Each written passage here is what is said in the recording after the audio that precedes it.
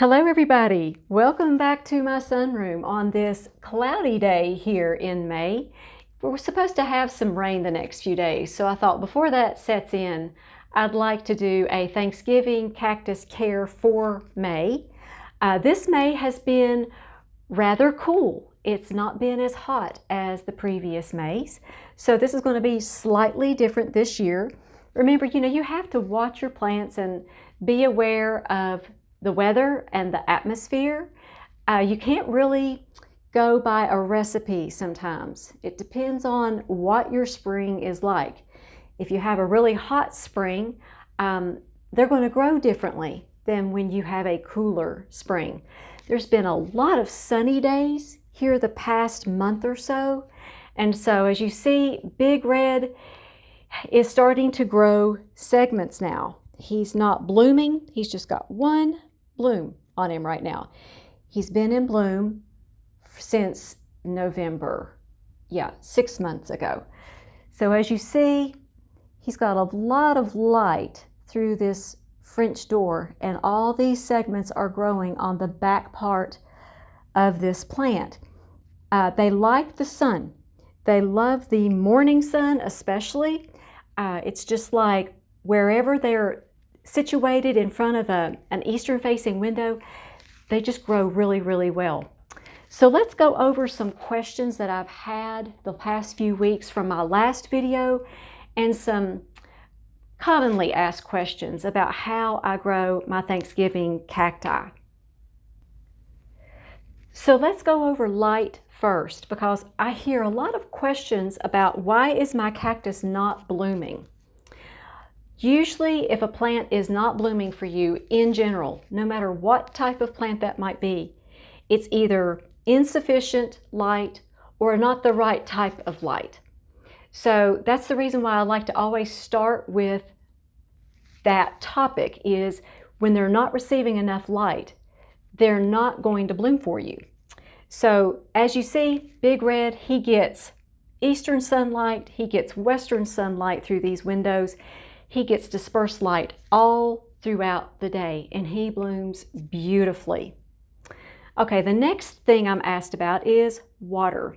How much do you water this time of the year? Right now, the temperatures are about 75 to 80 degrees, so it's not super hot. And also the humidity has not kicked in. So I'm watering them right now about every 5 days. They don't need quite as much as they do in the hot summer months when it's very, very humid. But right now, every 5 to 7 days, and they're good to go. How about my fertilizer this time of the year? What am I doing with that? I had a question last week on my channel. Which fertilizer are you using now? Because as you all know, I've changed up my orchid fertilizer to the Jax A and B. Here's the thing, if you're using Better Grow Orchid Plus with your CalMag and your seaweed extract, that is a really good thing to use on your Thanksgiving cacti. They are grown in soil, and so the ammonical nitrogen does get broken down. So you can use your Better Grow, you can use the Jax that you use, this very same recipe that you use for your orchids if you're using that. I like to water weekly. I don't like to give them a great big dose of fertilizer once a month. I like to give them a little bit every week or so. They do better that way, and it's like they stay green and they don't have any nutrient deficiencies that way either. And here in my orchid jungle is my orchid colored Thanksgiving cactus. This is the one that's that really pretty purpley pink. And it does need to be repotted. That is a pretty small pot. The thing to keep in mind when you're repotting your Thanksgiving cacti is not to over pot them, because that's another reason why your cactus won't bloom. They like to be slightly root bound to bloom. So there's kind of like this fine line that you have to observe with them. They don't like depleted old soil. That will cause them not to bloom. and also they don't like to be put in an oversized pot. So you need to just repot them in a pot slightly bigger than the one that they're already in. And another frequently asked question is, how do I keep my plants compact? Well, I'm taking cuttings from them a lot in the spring and the summer. Lots of my friends have Thanksgiving cacti from cuttings from these plants. As you see, they're getting large though. This one's going to get, if I let this one get larger, it's going to be as big as Big Red here in a few years. So take cuttings from them. Often throughout the spring and the summer, this is the time to do that. I don't take cuttings where I see new growth. So that's going to help keep the growth new. But you're going to see the ends of some of these just don't do anything. They bloom and then they don't grow new segments. So that's the perfect place to start cuttings from. Also, I've been asked, can I divide these in two? Kind of like you would daffodils or something tuberous, just, divide the plant in two. You can't do that with these plants. I knew somebody who divided her plant in two, and neither section did anything from there on out. The root system was just messed up from there on out. So I told her, take cuttings. Don't divide the plant like you would bulbs or tuberous type of plants. Another subscriber asked me, how did my experiment with not fertilizing them while they're blooming, how did that go? It was very, very successful. The blooms lasted on these plants for about 6 months, if you can imagine that.